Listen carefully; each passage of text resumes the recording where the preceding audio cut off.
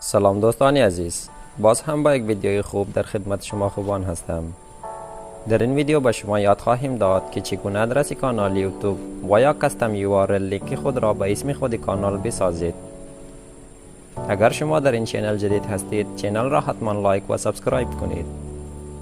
هر لایک و سبسکرایب شما مرا انگیزه می دهد تا ویدیوهای بهتر و بیشتر بسازم. چگونه کاستم URL لینک و یا آدرس کانال یوتیوب خود را به اسم خود کانال تبدیل نماییم. اگر می خواهید این آموزش را یاد بگیرید، پس ویدیو را با دقت تا آخر تماشا کنید. اولتر از همه برنامه گوگل کروم را باز کنید و بعد از باز کردن youtube.com سرچ نمایید.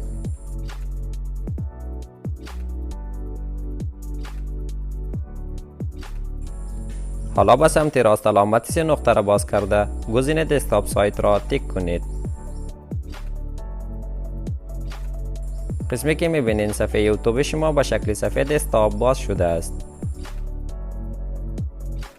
بعد روی علامت چینل کلیک کرده گزینه یور چینل را باز نمایید.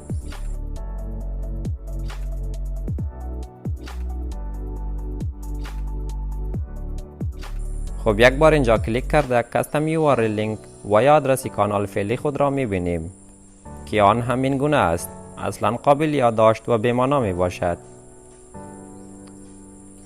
برای تغییر دادن URL خود بازگشت آمده گزینه یوتیوب استودیو را باز نمایید.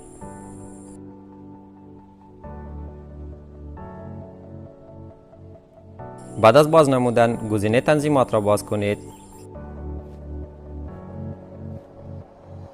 و بعد روی گزینه چینل کلیک کنید. بعد یک ذره به سمت چپ آمده روی گزینه فیچر الیجیبیلیتی کلیک کنید و بعد روی استیتس اند فیچرز کلیک کنید. بعد این قسم یک صفحه برای شما باز می شود و در این مرحله چینل شما باید واجد شرایط دو قانون یوتیوب باشد. 1. کانال شما باید وریفای شده باشد. 2. کانال شما باید دارای 100 دانه سبسکرایبر باشد. اگر کانال شما واجد شرایط این دو قانون است، می توانید از این گزینه استفاده کنید. Custom URL. You are now eligible for a custom URL. Claim it here. یعنی شما می توانید برای کانال خود یک آدرس مشخص بسازید. روی گزینه Enable کلیک کنید و بعد روی Claim it here کلیک نمایید.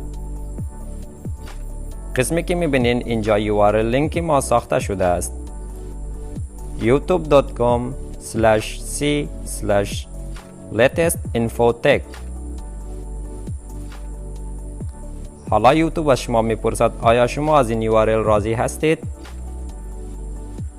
جواب ما بله است و بعد این گزینه را تیک کرده روی گزینه Change URL کلیک کنید و بعد Confirm Choice یعنی تایید انتخاب.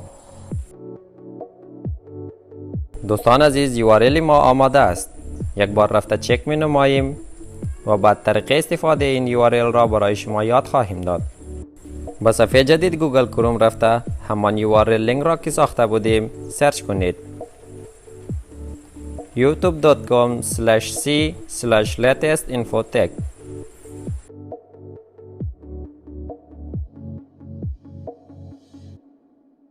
قسمی که میبینین با نوشته کردن URL مستقیم خود کانال باز می شود. این بود یکی از فایده های URL ساختن. فایده دیگر URL این است که شما دیگر نیاز نیست به یوتیوب خود رفته لینک را کپی کنید و بعد برای دوستان خود بفرستید. شما می توانید مستقیم همین URL را نوشته کرده برای دوستان خود بفرستید، همان قسمی که در ویدیو می بینید. دوستان عزیز، این بود روش ساختن کاستم URL لینک و یا آدرس کانال یوتیوب. تشکر که تا آخر ویدیو با ما همراه بودید. امیدوارم این ویدیو شما را کمک کرده باشد. اگر کدام سوال، پیشنهاد یا نظری داشتید حتما در قسمت کامنت با ما شریک سازید و برای ویدیوهای بعدی چینل ما را سبسکرایب کرده آیکون زنگوله را هم فشار دهید تا از ویدیوهای بعدی ما بی خبر نمانید.